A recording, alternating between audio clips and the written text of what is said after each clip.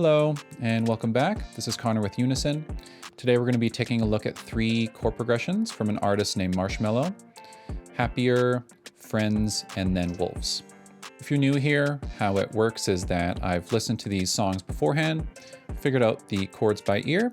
I've recreated that chord progression. We're going to analyze the chords, talk about them, how to think about the notes and key centers and so on, and see what we can learn from these famous tracks. Up first is a track called Happier.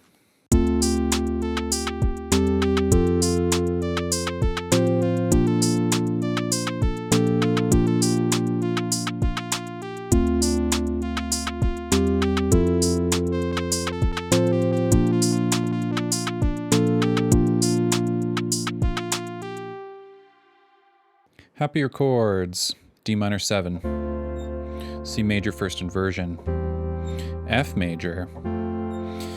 These next 2 notes are still, we're going to think, are F major, but we're playing the 5th up top and the 3rd below before we move into B flat major 7, and back to B flat major until it repeats. Thinking in terms of chord names is useful, but something equally as useful, in my opinion, is thinking in terms of scale degrees and numbers.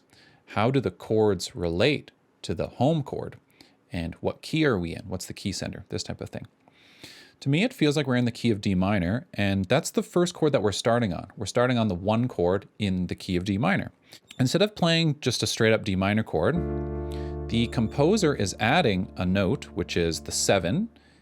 In this case, it's the note C. So we're adding the note C to the D minor chord. I'm going to play this chord back and forth a few times, and let's just see how it feels. So this is minor 7. Notice how when we add the 7 to a minor chord, it softens the minor quality of the chord. So this is a cool trick, right? The song is called Happier. It's like an uplifting, feel-good track. So one way to get a little bit of minorness in there, but not having it super dark, is putting a 7 on the minor chord. Feels a little bit brighter, right? How does this next chord, C major, relate to the key of D minor? Let's walk up the D minor scale and see where C falls, and that will give us the answer. So D is 1, E is 2, F is flat 3, G is 4, A is 5, B flat is flat 6, C is flat 7. So the note C is the flat 7 note in the key of D minor. So the way that we can think about this is that we're playing a flat 7 major chord. In this case, it ends up being C. We're playing C major as an inversion, which just means that the root note of the chord is not in the bass. If it was, it would sound like this, right? But we're putting the note E, which is the 3rd of C, in the bass instead. This way we get this cool bass walk. The bass walk continues up to F, and then we play F major over top. So then we want to think the same way. How does the note F relate to the key of D minor? Let's walk up the scale. D is 1, E is 2, F is flat 3. So that's the answer. This is a flat 3 major chord. For the next 2 notes, we're still going to think that this is F, but we're playing its 5th up top and it's 3rd down low, so still F major. But we're able to get a little bit more movement out of the chord by playing it inverted like this, just for a moment. We move up to B flat, and we play B flat major above, so root position B flat major. How does B flat relate to the key of D? Let's walk up the scale. D is 1, E is 2, F is flat 3, G is 4, A is 5, B flat is flat 6. So this is a flat 6 major chord. In the context of D minor being the key center, this chord is called B flat major. We add 1 note to it, which is the note A.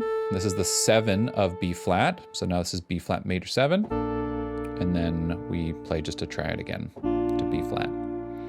So how I'm thinking about this is we have 1, flat 7, flat 3, flat 6, flat 6 major 7, flat 6. This next track is called Friends.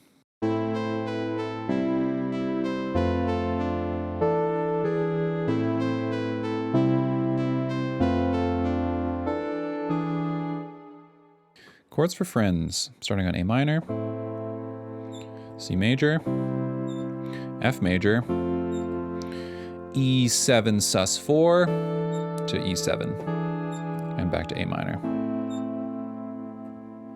Okay, what key are we in? To me, it sounds like we're in A minor, and we're starting on the 1 chord. The next chord is C. So how does C relate to the key of A minor? We do this by walking up the A minor scale and seeing where C lands, and that will give us the answer. So A is 1, B is 2, C is flat 3. So we're playing a flat 3 major chord after the 1 chord. Next is this guy, which is F major. How does F major relate to the key of A minor? Again, we do this by walking up the A minor scale and seeing where F lands. A1, B2, C flat 3, D4, E5, F is flat 6. So this is a flat 6 major chord. Next chord is this thing, which is interesting. It might be a new chord for you. It's called a 7 sus chord. We're thinking that the root note is E. We have this guy, which is a D. So this is the flat 7 of the chord. Then we have this guy up top, which is the note A, and this is the 4 of the chord. So chords that have roots, 4s, and flat 7s, they sound like that, and they're called 7 sus 4 chords. It's a very popular move, especially in classical music. We play them by playing them as sus. Sus meaning that, as you can see, there's no third in this chord. The third has been replaced by the 4th. So A is the 4th of E, and this note A falls down to G sharp. G sharp is the 3rd of E. So it's like playing a 7 sus 4 chord, and then the 4 falls down to the 3rd, like this. So 4 falls down to the 3rd. Now this is just straight up E7, E dominant. Thing that dominant chords like to do, they like to bring us somewhere specific, actually. So anytime, pretty much always, that we play a dominant chord, this chord will be a 5th away from the chord that we're going to next. Dominant chords set our ear up to go somewhere, and it's setting our ear up to go to a chord that is a 5th away from it. Okay, so E major is the 5th of something, A, B, C, D, E. E is the 5th of A, and it's taking us back to A minor again. I'll play that little move once, and let's see how it feels. So, see how the song kind of feels done now. Best way to think about this progression is scale degrees, right? 1, flat 3, flat 6, 5, 7 sus 4, 5, 7, back to 1 again, and then it loops like this. If you guys are finding any of these chord tips useful, let me know by leaving a like below. This next track is called Wolves.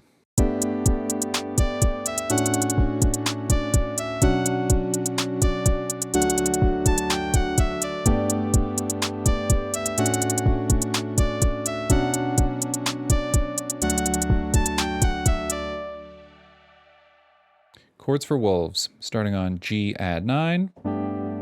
Love that sound. Into D major 7 first inversion. Into B minor add 9. And finishing on D major. And then it loops around again, starting on G add 9. Okay, so let's start off by finding the key center. We're going to do this by listening. I'm going to play only the bass notes, and I want you to see if you can tell which one of the notes feels most at home, okay? Starting on G.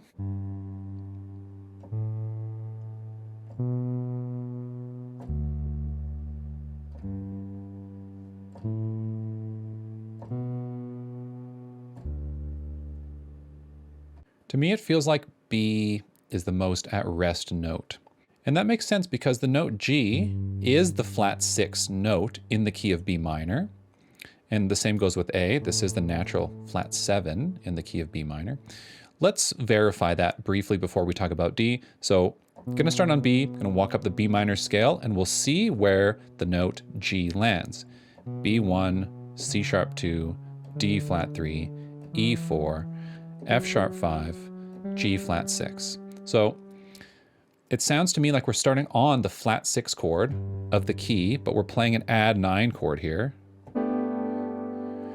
We walk up to the note A, but we're not playing an A major chord here, are we? We were playing a D major 7 inversion chord. So just think we're playing a D major chord with A in the bass. So we can do that like this. There's one note that was being added, right? Which was the 7, so C sharp. So what chord is that? What is the D major chord relative to B minor? Let's walk up the scale. B1, C sharp 2, D3. So D is the flat 3 chord in the key of B minor. And we are playing a D major chord here, but it's inverted. We're playing the 5th note in the bass. That way we get that cool little bass walk from G up to A. So far the progression is flat 6 major, add 9, up to flat 3 major 7, second inversion, because the 5th is in the bass. And then we're playing the 1 chord, which is B minor add 9. Okay. Last but not least is this guy, D major. And we already figured out what that was, right? D is the flat 3 chord, but we're just playing the flat 3 chord in a different way, right? So we can play it like this. Flat 6, flat 3, 1, flat 3, flat 6, flat 3 inverted, 1, flat 3.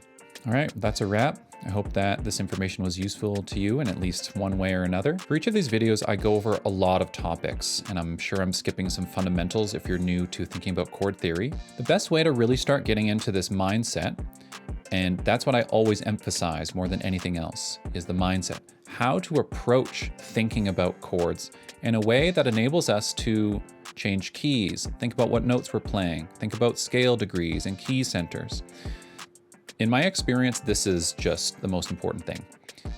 Thinking just a little bit about what you're doing. Being a little bit curious to know what things are called and so on. As you do it, it gets easier every time, I promise. If you're finding this information useful, please subscribe to the channel so you don't miss any of our chord videos. We have other music production videos too that our other YouTubers create. Questions, comments, let me know below. I'll get back to you guys there, and I'll see you in the next one. Bye for now. If you want to get the chords in this tutorial for free, you can download the Unison YouTube MIDI chord progression pack via the link in the description.